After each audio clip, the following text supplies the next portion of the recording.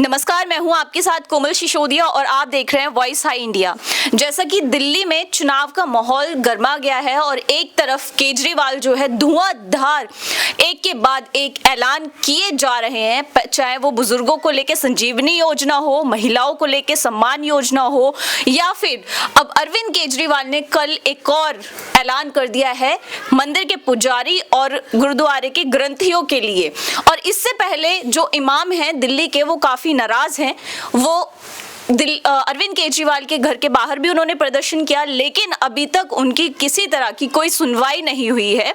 उनका कहना है कि हमारी जो सैलरी है, जो उनका वेतन है, वो रुका हुआ है और इसके लिए वो काफी समय से प्रदर्शन भी कर रहे हैं और केजरीवाल के घर भी गए। सीधा बात करेंगे आज हम, क्योंकि आज रजिस्ट्रेशन के लिए अरविंद केजरीवाल खुद हनुमान मंदिर जाने वाले थे, कैनॉट प्लेस से, लेकिन इस वक्त हमारे साथ इमाम मौजूद हैं दिल्ली के और साजिद राशिदी। बहुत स्वागत है सर आपका। शुक्रिया जी। क्या कहना चाहेंगे आप लोगों की शिकायत है कि आपकी किसी तरह से कोई सुनवाई नहीं हो रही और अब कल केजरीवाल ने ऐलान कर दिया है मंदिर के पुजारी और ग्रंथियों के लिए, क्या कहेंगे इन सब पे आप? देखिए, हमारी और उनकी सॉरी माफ कीजिए, हमारी और उनके सम्मान योजना या सैलरी में बहुत अंतर है।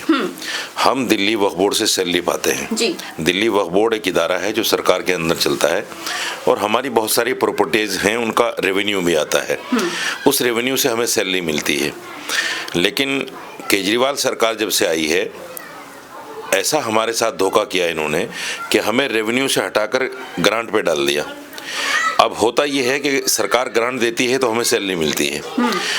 जब से केजरीवाल सरकार आई है, कभी 15 महीने, कभी 22 महीने, कभी 10 महीने, कभी 6 महीने और अभी 18 महीने हो गए हैं। 18 महीने से हमारी सैलरी नहीं मिली है। तो सवाल सबसे बड़ा ये है कि आप जो इमाम हैं, 240 इमाम, बहुत ज़्यादा संख्या नहीं है, उनकी तो सैलरी आप दे नहीं पा रहे हैं। सैलरी कितनी रुकी हुई है आप लोगों की? 18 महीने से। नहीं, 18 महीने से रुकी हुई है, लेकिन कितना वेतन है? वेतन है हमारा इमाम का 18,000 है और जो अजान देते हैं उनका 16,000 है। 240 संख्या है ये बहुत लंबा चौड़ा अमाउंट नहीं होता, लेकिन जानबूझकर मुसलमानों के साथ इस तरह की बातें करना, इस तरह की काम करना, ये केजरीवाल का पहले से मामूल बना रहा है। दूसरी बात ये है कि अभी जब कल इन्होंने ऐलान किया है, वो ऐलान किया है पुजारी और ग्रंथियों के लिए, उसमें भी पादरियों को छोड़ दिया। जी। पादरियों को इसलिए छोड़ दिया क्योंकि ये मुसलमानों को और ईसाइयों को अपनी बपोती समझते हैं। ये समझते हैं कि ये तो जानबूझकर परेशान होकर, मजबूर होकर कहीं ना कहीं हमें वोट देंगे ही, इसलिए सिखों को और हिंदुओं को जो है प्रलोभन दो, उनको ललचाओ और उनका वोट हासिल करो। तीसरी बात ये है, मैं ये कहना चाहता हूँ पुजारियों से, ग्रंथियों से, कि रजिस्ट्रेशन जो आप करोगे वो ज़रा सोच समझ के करना, क्योंकि हमारी जो सैलरी है वो 18 महीने से नहीं मिल रही है और हम उनके घर के बाहर लाइन लगाए खड़े हैं। आपकी तो सम्मान निधि है। सम्मान निधि का मतलब ऑनरेरियम होता है, एजाजी होता है। उनके पास पैसा है तो आपको देंगे, नहीं है तो नहीं देंगे। एक आध महीने देंगे और फिर कह देंगे कि साहब ये तो ऑनरेरियम था, हमने दे दिया, बात खत्म कर दी, तो फिर कल आपको भी लाइन लगानी पड़ेगी। इसलिए अपने सम्मान को बरकरार रखने के लिए इनके झूठे वादों पर इत्मीनान ना करें। अभी तो क्या सोच रहे हैं आप इस बार दिल्ली का जो मुसलमान है, और या फिर जो क्योंकि आप कह रहे हैं कि ग्रंथी और पुजारियों को जो है ये साधने की एक तरह से कोशिश है हिंदुओं को साधने की, तो फिर दिल्ली का मुसलमान इस बार किस तरफ जाएगा? देखिए, मैं सियासी आदमी तो हूँ नहीं, न मैं किसी के लिए वोट की अपील करता हूँ, लेकिन इतना ज़रूर है जो हमारे साथ परेशानी और दिक्कतें हैं वो तमाम मुसलमान देख रहा है। अब मुसलमान का अपना रुख है कि वो क्या करेगा, कैसे करेगा। मैं समझता हूँ कि ये केजरीवाल जिस आदमी का नाम है, ये आम आदमी के नाम पर जो लूट और ठगी ये लोग मचा रहे हैं सरकार के नाम पर, वो सबसे किसी से ढकी छुपी नहीं है। अब देखिए, ये लोग कहते हैं कि साहब अफसर जो है पास नहीं होने देते। जब इनका मकान बनना था, इनका जो ऑफिस है वो बनना था, आप देखिए उस वक्त में करोड़ों रुपया इन्होंने लगाया है उसमें, किसी अफसर ने कोई फाइल नहीं रोकी। 2.5 लाख रुपया एमएलए को देते हैं हर महीने। कभी अफसर ने किसी ने फाइल नहीं रोकी, लेकिन ये जानबूझकर इमामों को परेशान करने की इनकी साजिश है और ये जो ऐलान है ये सिर्फ चुनावी स्टंट है, इसके अलावा कुछ भी नहीं है। अच्छा, बीते 10 साल में केजरीवाल की सरकार थी दिल्ली में और अभी चुनाव हैं, तो बीते 10 साल कैसे रहे? क्या दिल्ली के लिए अरविंद केजरीवाल ने काम किया और इमामों के लिए, क्योंकि आप 18 महीने से बता रहे कि सैलरी रुकी हुई है, इससे पहले सैलरी मिल रही थी क्या? बिल्कुल कंटिन्यू सैलरी मिलती थी। एक बार शीला जी के टाइम में हुआ था कि 6 महीने रुक गई थी, हम उनके पास गए, उन्होंने तुरंत 2 दिन के अंदर रिलीज करा दिया।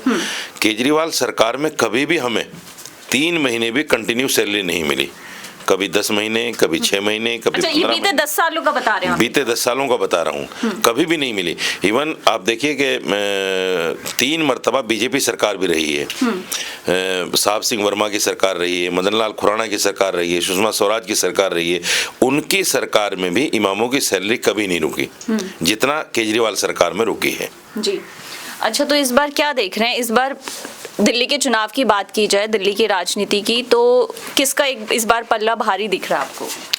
देखिए, चुनाव का तो एक माहौल होता है जिधर 25-30% वोट ऐसा होता है कि जो जिस तरफ की हवा देखता है उधर ही झुक जाता है।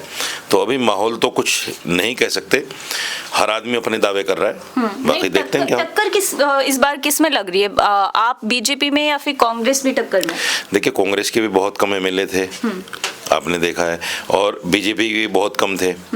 अब इस वक्त ऐसे माहौल में कैसे कहा जा सकता है भाई टक्कर किसकी है?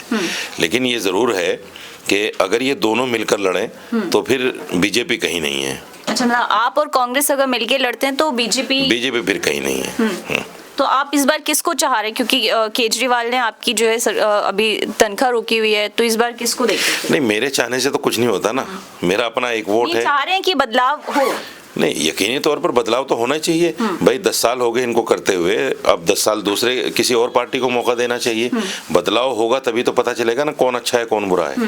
केजरीवाल की योजनाएं केजरीवाल को कितना लाभ पहुंचाने वाली हैं? क्या इससे आम आदमी पार्टी फिर से सत्ता में आएगी, जो लगातार एक के बाद एक योजनाएं लेकर? हालात तो ऐसे ही बन रहे हैं। अभी जो इन्होंने औरतों के लिए स्कीम निकाली है 2100 रुपए की, उसमें देखो औरतों की लाइन लगी पड़ी है, फार्म पे फार्म भरे जा रहे हैं, फुर्सत नहीं है उनको।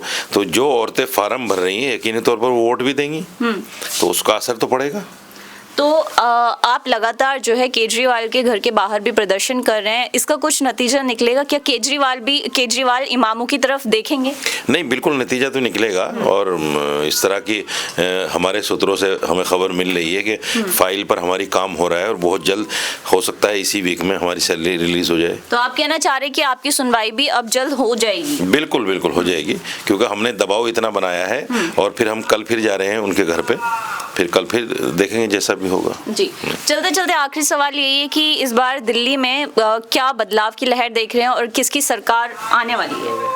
अभी कुछ नहीं कहा जा सकता, कुछ नहीं कहा। बदलाव की भी लहर नहीं है, लेकिन हाँ लोगों को समझना चाहिए। केजरीवाल पे आरोप जो लगे थे, क्या उसका असर भी होगा? क्योंकि केजरीवाल जेल से भी आए और आम आदमी पार्टी के कई नेता जो है जेल गए थे, तो इसका असर आम आदमी पार्टी पे पड़ेगा क्या? यकीनी तौर पर मुख्यमंत्री चेहरा तो है नहीं केजरीवाल इस बार, क्योंकि कोर्ट का आदेश है कि ये सीएम के काम नहीं कर सकते, ऑफिस नहीं जा सकते, और आजशी को वो कह रहे हैं कि ये अस्थायी मुख्यमंत्री नहीं है।